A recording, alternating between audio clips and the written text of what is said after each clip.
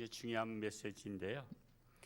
본문에서 사도 바울이 겪은 신비한 체험을 언급하고 있는 것입니다. 체험에는 이게 참 좋기도 하고 문제가 많기도 합니다. 그래서 이 이단들이 대개가 이 체험 신앙을 통해서 현혹을 합니다. 그러다 보니까 참 그게 아주 우리나라에 이단들이 많이 생기기 시작했는데, 바울이 신비한 체험한 것은 어떤 것이냐? 이 신비한 체험을 언급한 것은 단순히 인간적인 자랑을 하기 위해서가 아니라 하나님의 능력 그리고 하나님의 계시성을 드러냄으로써 자신들의 애적 조건을 내세우고 바울의 사도권을 부인하는 거짓 사도들에 대항하기 위해서 자신의 사도됨을 확고하게 하기 위해서 그 신비한 체험한 것을 말한 겁니다. 원래는 말 안 하려고 했었는데 하도 사도냐 아니냐 사도 논쟁이 많았어요. 사도 바울은 기본적으로. 그러다 보니까 그가 하나님의 신비한 계시받은 것을 마지못해 말하는 것이라고 말할 수도 있는데요. 이는 거짓 교사들에게 미혹되어서 애적 조건으로 자신을 판단하는 그 고린도 교인들을 영적으로 각성시키기 위해서 쓴 말씀입니다. 고백입니다. 그래서 이 본문에서 신비 체험은 바울이 셋째 하늘에 올라갔던 것을 얘기한 겁니다. 그러니까 이게 환상을 본 거죠. 셋째 하늘에 올라가서 환상 본 거예요. 그러니까 환상과 우리 보통 말하는 입신 그거랑 다른 거예요. 입신과 다른 것이고, 우리 입신에 대해서 혼동하는 것 중에 일반 무당들이 하는 것은 입신이라고 하지 않고 뭐라 그러죠? 접신이라고 하죠. 접신. 그래서 귀신이 무당의 몸속에 들어오고. 그러나 우리는 입신이라기보다는 그 하늘나라를 갔다 온 환상이라고 말할 수 있습니다. 환상. 그래서 천국 셋째 하늘까지 올라왔던 그 환상을 본 것을 말한 겁니다. 바울은 이 사실을 말하면서 자신이 영으로만 그곳에 갔다 왔는지 아니면 몸과 영이 동시에 갔다 왔는지 이게 헛갈리는 거예요. 그러니까 우리가 몸에서 영이 빠져나가면, 근데 빠져나갔는데도 거기에 나라는 존재가 있잖아요. 그러니까 나란 존재가 몸과 영이 같이 나간 건지 아니면 몸은 바닥에 있고 그냥 영만 나간 것인지, 이제 그것에 대해서 자기도 그거는 구분하지 못하겠다 이거예요. 그러니까 사도 바울도 모르는 것은 모른다는 거예요. 모르는 것은 모른다. 그래서 내가 영 밖에 있었는지 안에 있었는지 나는 그거는 알지 못하거니와 오직 하나님만이 아신다라고 말하고 있는 것입니다. 그러면서 그곳에서 가히 이루지 못할 하늘의 비밀을 말씀을 들었는데 내가 그것까지도 내가 말하기가 조심스럽다라고 말하는 거예요. 여러분, 하나님의 음성 들었다 그래서 오늘날에 그 유튜브에 보면 뭐 대한민국의 2026년도 미래 예언 뭐 이런 거 많이 나오잖아요. 그거 위험한 겁니다. 그게 주관적이잖아요. 그래서 객관적인 것이 아니거든요. 그래서 여러분 그런 것들에 미혹이 되면 안 돼요. 설사 그렇다 할지라도요, 될 일은 그것을 안 들어도 되는 일이니까 그렇게 미리 궁금해할 필요 없고요. 그냥 저 같은 경우도 유튜브에 여러 가지를 보지만은 그런 거는 제가 보질 않아요. 제가 그런 것은 보지 않습니다. 왜냐하면 그거의 10중 8구는 거짓 그 마귀의 그것을 잘못 들어서 그냥 하는 것이 있어요. 그냥 미혹을 해요. 그리고 거의 다 그런 것들 때문에 이단들이 생긴 거고 그런데 빠지는 거거든요. 그렇기 때문에 그런 것은 여러분 보면은 그냥 넘어가시기 바랍니다. 그렇게 뭐 참고할 만한 내용이 아니다라는 거예요. 옛날에 그 다미선 교회가 뭐 예수님 재림하신다고 자기가 봤다 이거요. 그리고 음성들 들었다 이거 자기 교인들이 그게 그래가지고 얼마나 세계를 그냥 기독교를 조롱거리 만들었잖아요. 그렇기 때문에 이 사도 바울도 고백을 안 하려고 하다가 고백을 했는데 그것이 내가 영만 갔다 온 것인지 몸과 영이 갔다 온 것인지 나도 불확실하다 이렇게 고백하는 거예요. 그 말씀을 1절에서 4절 우리가 한번 1절에서 4절은 다시 한번 같이 한번 합독으로 읽어볼까요? 시작. 무익하나마 내가 부득불 자랑하노니 주의 환상과 계시를 말하리라. 내가 그리스도 안에 있는 한 사람을 아노니 그는 14년 전에 셋째 하늘에 이끌려 간 자라. 그가 몸 안에 있었는지 몸 밖에 있었는지 나는 모르거니와 하나님은 아시느니라. 내가 이런 사람을 아노니 그가 몸 안에 있었는지 몸 밖에 있었는지 나는 모르거니와 하나님은 아시느니라. 그가 낙원으로 이끌려가서 말로 표현할 수 없는 말을 들었으니 사람이 가히 이루지 못할 말이로다. 하지만 바울은요 그 이상의 사실에 대해서 언급을 회피하고 있는 거예요. 그 엄청난 비밀을 말씀을 들었지만은 그것을 지금 절제하고 있는 것입니다. 그것은 사람들이 복음의 본질에서 벗어나 엉뚱한데 호기심을 갖지 않도록 하기 위해서 그렇게 절제를 했던 것입니다. 5절과 6절 말씀을 또 한번 읽어볼까요? 시작. 내가 이런 사람을 위하여 자랑하겠으나 나를 위하여는 약한 것들 외에 자랑하지 아니하리라. 내가 만일 자랑하고자 하여도 어리석은 자가 되지 아니할 것은 내가 참말을 함이라. 그러나 누가 나를 보는 바가 내게 듣는 바에 지나치게 생각할까 두려워하여 그만두노라. 사실 바울이 자신의 이야기를 지금 하고 있는 것인데 지금 3인칭으로 하고 있죠. 3인칭으로 얘기하는 거예요. 그라고 3인칭이나 얘기한 것도 이 일이 전적으로 하나님의 주권과 능력에 기인했음을 강조하는 거예요. 그래서 사람들이 신비한 것에만 몰두하는 것을 방지하기 위해서 한 겁니다.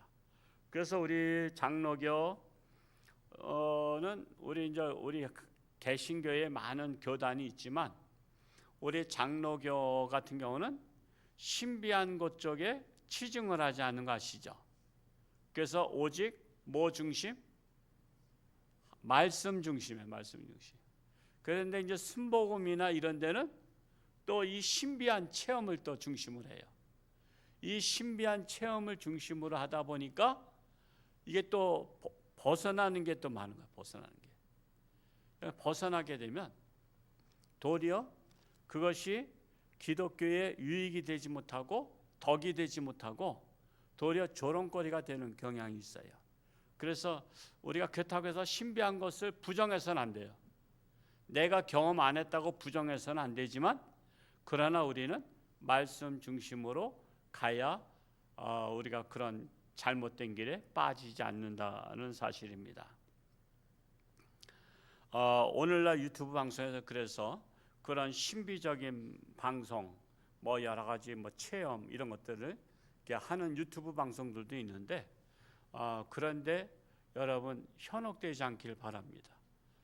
그런 것들이 검증되지 않은 것이기 때문에 그것으로 인해서 거기에 빠지게 되면 나도 모르는 사이에 가고 나서 보니까 이단에 빠질 때가 있습니다. 대개 이단들은 가장 강조하는 게 우리 교주가 능력이 있다는 거죠. 그리고 하나님과 가깝다는 거예요. 그래서 신비한 체험을 하고 하나님의 음성을 들었다 이거예요. 그래서 내가 하나님의 음성 들은 것을 말해줄 테니까 오라는 거예요.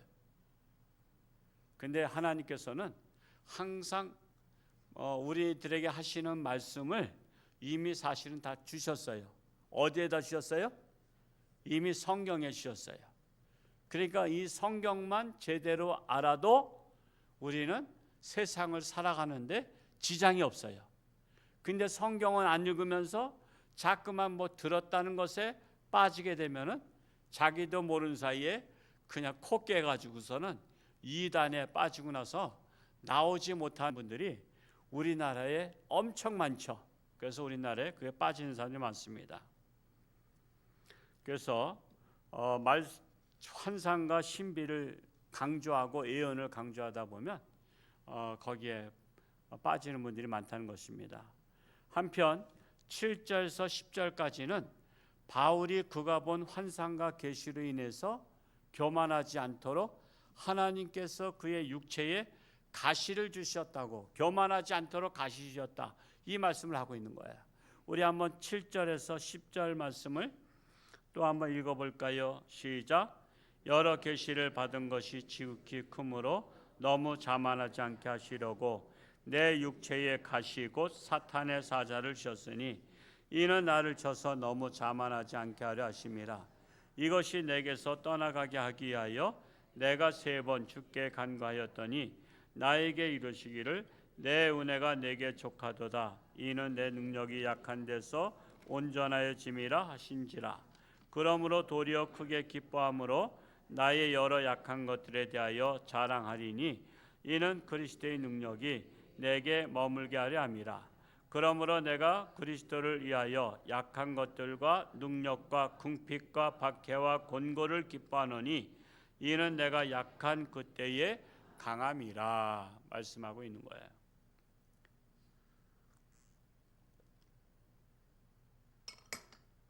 그래서 이 육체의 가시가 뭔지는 몰라요. 그러니까 육체의 가시라고 하면 우리가 대체적으로 알 수 있는 것이 육체적 질병이죠. 그래서 이 육체적 질병 때문에 우리 대개 육체적 질병 걸리면 기도 많이 하잖아요. 이거 고쳐 주옵소서, 암을 고쳐 주옵소서, 뭐 이렇게 고쳐. 그래서 이것이 정확하게는 이게 표현을 안 했지만은 이 육체적인 가시 때문에 너무나 고생을 많이 했던 것 같아요. 그러니까 하나님 앞에 기도했어요. 이 육체적인 가시 없어지기를 기도했어요. 고쳐주기를 기도했어요. 그랬더니 하나님께서 뭐라 그러셨어요? 내 은혜가 내게 족하도다 하면서 그것을 안 고쳐줬어요. 그것을 통해서 우리가 알 수 있는 것은 그러니까 병 안 고쳐준다고 시험 들 일은 아니다 이거예요. 사도 바울 같은 경우도 안 고쳐줬단 말이에요. 못 고친 게 아니에요. 하나님이 안 고쳐준 거예요. 우리도 여러 가지 고질적 질병들이 있어요. 근데 왜 하나님이 왜 안 고쳐주냐고 말이야. 근데 사도 바울도 안 고쳐줬어요. 하나님의 일을 그렇게 열심히 하는데도 하나님의 일을 열심히 해도 안 고쳐주는 사례가 있단 말이에요. 그러니까 그 육체적인 질병 통해서 도리어 하나님의 은혜를 간직하게 되고 또 육체적인 질병이 있어서 내가 남들 앞에 떳떳하지 못할 때 겸손할 수가 있는 거야. 그러니까 교만에 빠질 수가 없는 거야. 그래서 도리어 3번이나 간구했었지만 거절당했었는데 그것에 대해서 하나님을 원망하지 아니했다 이거예요. 원망하지 않았고 오히려 하나님의 은혜를 족한 줄로 여기고 하나님의 능력을 더욱 의지하는 기회로 삼았다라는 것입니다. 그러니까 거기에 그런 신앙까지 가야 돼요. 그러니까 이게 어떤 분들 왜 이렇게 안 고쳐져요 하고 푸념하시는 분들이 계신데 그러니까 그분들은 이 말씀을 안 읽어본 거야. 그러니까 괜히 이 말씀도 안 읽고서는 괜히 투정 부리지 말고 그냥 사도 바울도 그렇게 육체적인 질병이 있었지만 하나님께서 안 고쳐주시고 그걸 통해서 겸손하라고 하셨구나 라고 생각하면 틀림이 없습니다. 그러면서 더욱더 하나님의 능력을 의지하는 기회로 삼았다라는 것입니다. 바울은 자신이 약함으로 인해서 그리스도의 능력이 자신에게 계속 머무는 것을 깨닫게 된 거예요. 내가 약하기 때문에 그리스도의 능력이 머물어. 그러니까 내가 강해서 그리스도의 능력이 없는 것보다 내가 약함으로 그리스도의 능력이 나한테 오는 것이 더 좋은 거야. 그래서 모든 고난을 기쁘게 받아들였다라는 것입니다. 이러한 바울의 태도는 자신의 애적 조건을 자랑하기에 여념이 없던 거짓 선지자들은 내가 굉장히 대단하다라고 자기를 포장하죠. 그러니까는 자기의 능력을 잘하는 사람들은 조금 좀 문제가 있는 분들이야. 뭐 나는 그 전에 그 서울에 살 때 그 망원동 살면서 이제 삼각산 기도원을 이렇게 가서 이제 산기도를 이제 하러 가다 보면 전봇대에다가 이렇게 광고를 붙였어. 뭐 신비한 능력을 가지신 뭐 주의 종 그러면서 40일 금식기도 3회. 아니 그게 이력이야. 그러니까 그런 분들 보면 근데 그것도 또 빠지는 분들이 있긴 있나 봐. 빠지는 분들이. 여러분 그런데 빠지지 않기 바랍니다. 뭐 40일 금식기도 3회 한 것도 이력서에 들어갈지 모르겠는데 하여튼 그렇게 된 분들은 좀 문제가 있는 분들이에요. 그러니까 여러분 그런 전단지에 현혹되지 않고 혹시 마음이 동하면 저한테 한번 가져와 보세요. 가져와 보시면은 제가 이렇게 판단해서 알려드릴 테니까. 그래서 결론적으로 말씀을 드리자면 첫째로 성도의 자랑은 하나님의 능력과 은혜를 자랑하는 것이어야 된다는 거예요. 내가 하나님의 은혜로 이렇게 됐다. 내가 참 무식했었는데 하나님께서 지혜를 주셔서 정말 이렇게 바보를 벗어나게 됐다 하면서 하나님께 영광, 하나님께 영광. 나 고침받은 것도 하나님께 영광 하면서 내 자랑하지 말고 하나님을 자랑해야 된다는 거예요. 그래서 개인의 능력이나 조건을 자랑해서는 안 된다라는 것입니다. 두 번째로는 복음의 본질 대신 신비적인 것만을 추구하는 것은 본말이 전도된 것이다 라는 거예요. 결코 성경적이지 않다라는 거예요. 이단들이 신비한 것을 강조하다 보니까 미혹의 영에 빠지는 분들이 많은 거예요. 하여튼 뭐 저기 대단하다 뭐 대단하다 그러면 그런 데는 가지 않길 바랍니다. 그런 데 안 가도 그냥 홍천주 함께 목사의 설교만 제대로 듣고 실천하면요 그러면 돼요. 실천도 못 하는데 여러분 음식 많이 먹는데 소화 안 되면 그거 많이 먹어야 돼? 적게 먹어야 돼? 적게 먹어야 되는 거야. 아니 내가 받은 하나님의 말씀도 소화가 안 되면서 소화된다는 게 뭐야? 그 말씀대로 사는 거예요. 근데 말씀대로 살지도 않으면서 자꾸만 뭐 신비한 것 그렇게 하지 말라 이거예요. 뭐 조금만 더 있으면 기대하시라. 우리 다 천국에 가서 신비한 거 다 볼 거예요. 그러니까 뭐 그렇게 빨리 가고 싶으면 뭐 빨리 가도록 빨리 병들어야 빨리 가잖아. 그러니까 병들도록 기도하든지 아니면 그냥 천천히 기다려도 우리 신비한 천국 다 갈 거니까 그냥 조금만 기다리시면 돼요. 세월은 금방 가버립니다. 그래서 참 제가 그 오정혜 목사님의 책에서 본 것 중에 그분이 미국서 오랫동안 신앙생활 목회를 하셨는데 미국 기독교인들은 장례식에서 울지 않는다래요. 그리고 막 아이고 대성통곡하지 않는데 그 기독교 문화가 잘 잡아서 죽음은 천국인데 왜 우냐 이거지. 왜 슬퍼하냐 이거지. 좋은 데 갔는데 왜 그걸 슬퍼하냐 이거지. 여러분 좋은 데 간 사람 보고 슬퍼하고 있어요? 좋은 데 못 간 내가 슬프지. 그래서 기독교인들이 장례식에서 울고불고 하거나 슬픈 표정을 짓지 않는데요. 근데 우리 한국에도 지금 기독교가 지금 얼마 안 됐지만은 뭐 140년, 80년도니까 140여 년 됐는데 우리가 사실은 장례 문화에서 가서 아이고 축하합니다. 부모님이 천국에 가신 것을 축하합니다. 그 정도까지 돼야 돼. 축하합니다. 그래서 정말 아유 참 부럽습니다. 나도 빨리 가야 될 텐데 그러면서 그냥 깔깔대고 뭐 그렇다고 뭐 그냥 오두방정 떨지 말고 하여튼 품위는 지키면서 축하합니다. 이렇게 하라 이거예요. 그렇다고 여러분 부모님한테 하면은 부모님들이나 가족들은 아직 이해를 못 하잖아. 오늘 말씀 못 들었기 때문에. 그러니까 표정 관리를 좀 잘하시고 여러분이 돌아가실 때는 울고불고 난리치지 말고 그저 그냥 축하해달라고 하세요. 축하해달라고. 그냥 내가 죽은 것을 축하해 주시기 바랍니다. 그러면서 그냥 영상도, 요즘은 이제 영상도 잘 찍게 돼 있고 막 하니까 영상으로 다 미리 준비해놔. 나중에 그냥 우물우물 말도 제대로 못할 때 하려면 그거 듣기도 답답하니까 좀 말이 입이 쌩쌩할 때 오늘 장례식에 오신 분들에게 감사드립니다. 내가 천국 간 것을 하여튼 슬퍼하지 마시고 축하해 주시기 바랍니다. 이렇게 하면서 녹음도 해서 좀 틀어놓고 그래라고. 그러면서 애들한테도 야, 너 둘째 너 아직도 안 믿냐? 너 빨리 하나님 잘 믿고 천국에서 만나자. 이러면서 하란 말이요. 참으로 그래서 우리가 신비한 것을 체험해야만이 신앙생활하는 것이 아니라 체험하지 않고도 말씀에서 깨닫는 것이 진리라는 거예요. 그래서 우리는 항상 지금 말씀 중심, 말씀으로 깨달으라는 것입니다. 그래야 가장 이단에 빠지지 않습니다. 마지막 세 번째로 성도에게 닥치는 고난은 오히려 더 큰 유익과 축복을 위한 준비 과정이라는 거예요. 도리어 고난이 내게 유익이라.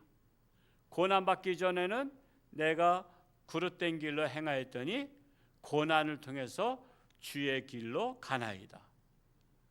그래서 여러분, 고난받기 때문에 하나님 믿는 분 많아요. 병들었기 때문에 믿는 분 많아요.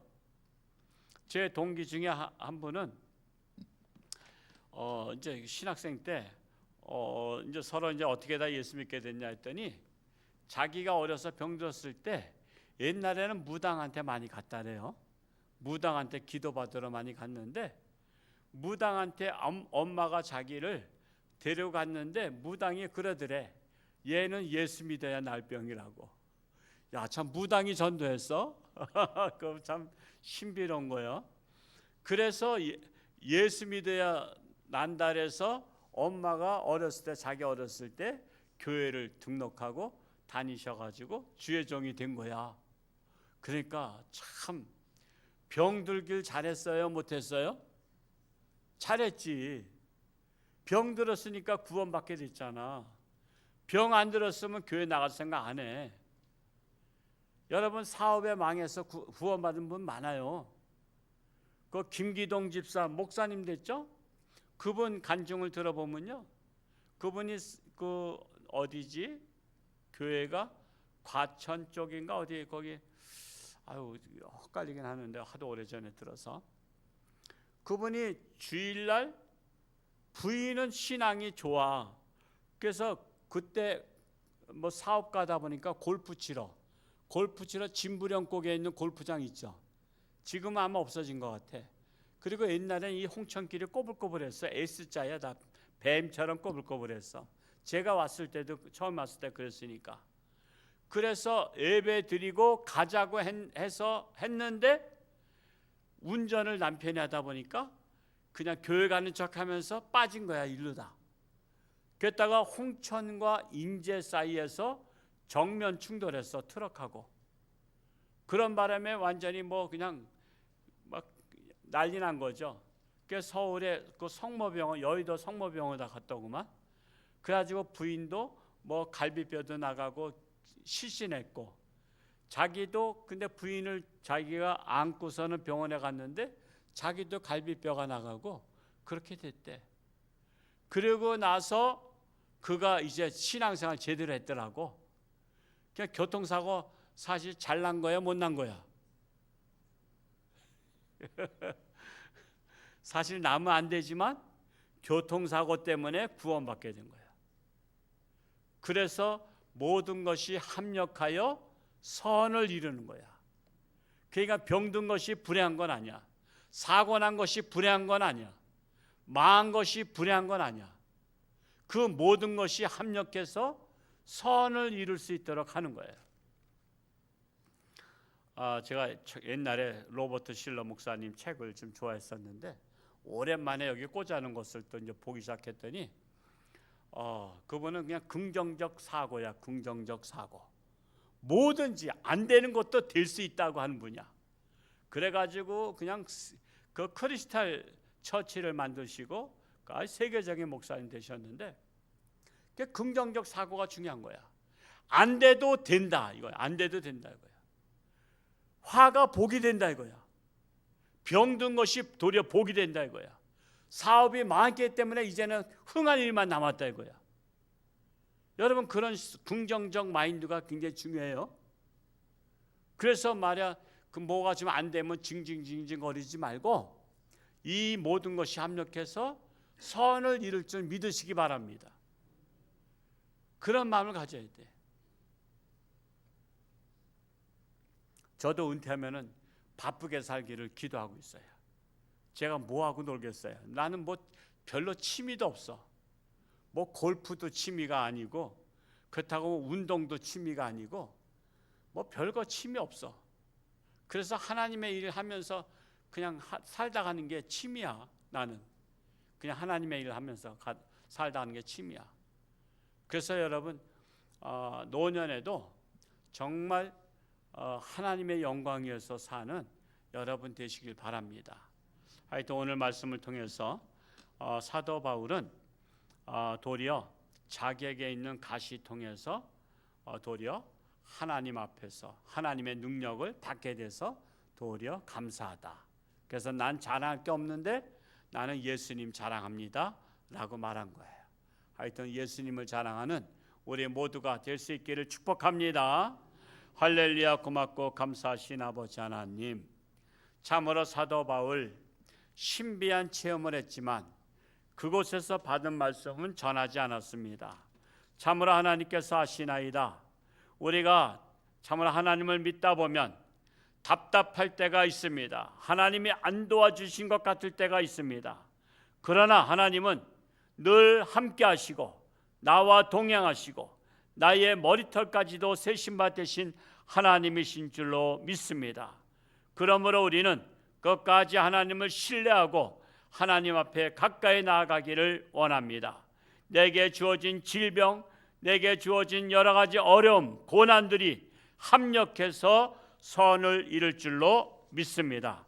참으로 우리 성도들 하나님 앞에 긍정적인 사고를 가지고 참으로 믿음으로 담대하게 나가는 모든 성도들 되게 하여 주옵소서. 저들 가정마다 여러 가지 문제들이 있지만 그 문제가 복이 될 줄로 믿습니다. 우리나라도 어려운 가운데 있지만 이 모든 것이 합력해서 선을 이룰 줄로 믿습니다. 이 시간도 귀한 11조의 물로 감사의 물 드린 손길에 축복하시고 참으로 우리 홍천장교회 살아가는 그 뜨거운 마음을 하나님께서 아시나이다. 참으로 아버지가 뿌린 씨앗이 헛되지 않게 하시고 자손에게 자자손손 임하게 하여 주옵소서. 예수님의 이름으로 감사하며 기도하옵나이다. 아멘. 이 시간에는 우리 이곳에 우리 교회가 지금 도로에 있었어요. 도로가 언덕이었었어요. 2층 높이만큼. 그곳에 있을 때 자신의 땅을 내놔서 교회를 개척하셨던 박정환 목사님, 그 따님이 지금 오늘 오셨어요. 권사님이신데 색소폰을 또 전문가세요. 그래서 색소폰 특성을 부르도록 하겠습니다.